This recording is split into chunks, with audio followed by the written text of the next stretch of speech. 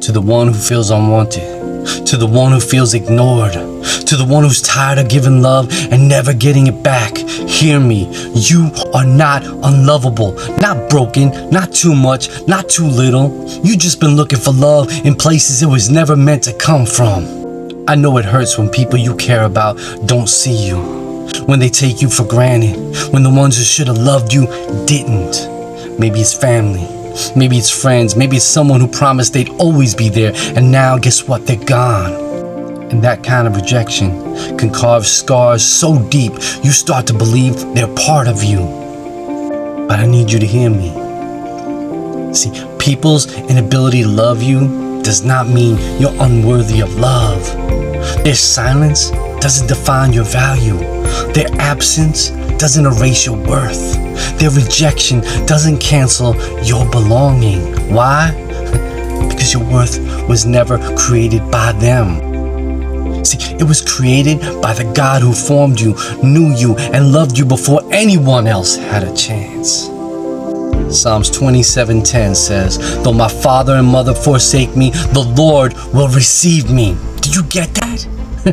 Even if the people who should love you the most walk away, God says, I still choose you. I still receive you. I still call you mine. That's not shallow love. That's not conditional love. That's the love you have to earn. That's forever love. You see, God's love is different. See, He doesn't just love the best version of you.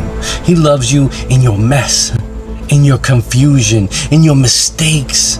He loves the version of you that cries in the dark, the version that questions if life even matters, the version that nobody else claps for.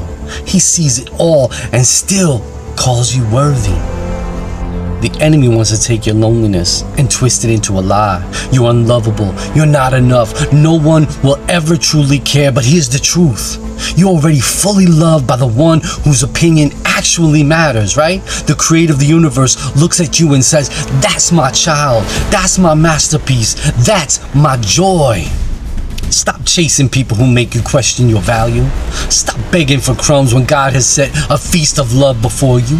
Stop thinking their lack of love means you have to shrink who you are. The truth, some people will never see your worth until they've lost you, right? But God has never lost sight of you for 1 second. I know it's hard when you feel invisible, when every effort to connect feels one-sided, when you wonder if you could disappear and nobody would notice. But there is someone who notices every breath you take, every thought you think, every tear you cry. He keeps a record of it all, not to shame you, but to remind you, you have always mattered to Him. Jeremiah 31:3 says, I have loved you with an everlasting love. I have drawn you with an unfailing kindness. Do you hear the weight of that? Everlasting means it doesn't run out. It doesn't expire when you mess up. It doesn't fade when others walk away. His love is here to stay steady, unshakable, unconditional. So lift your head, not because people finally woke up to your value, but because your value never depended on them in the first place, right? Walk like you are loved because you are. Speak like you are loved because you are. Live like you are loved because you are. Tonight, before you go to bed, don't replay who didn't text back. Don't scroll to see who didn't care. Instead, ask God to show you how He sees you. Let Him love you in ways the world never could.